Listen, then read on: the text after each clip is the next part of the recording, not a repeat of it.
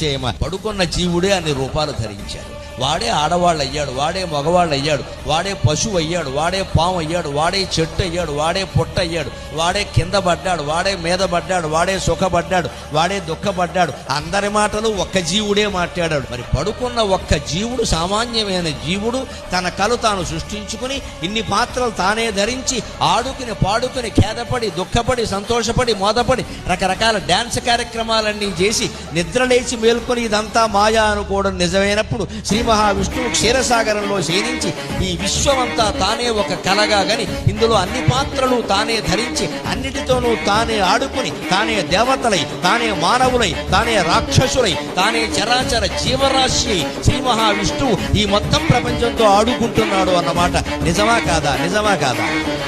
పక్కా నిజం, పక్కా నిజం, పక్కా నిజం.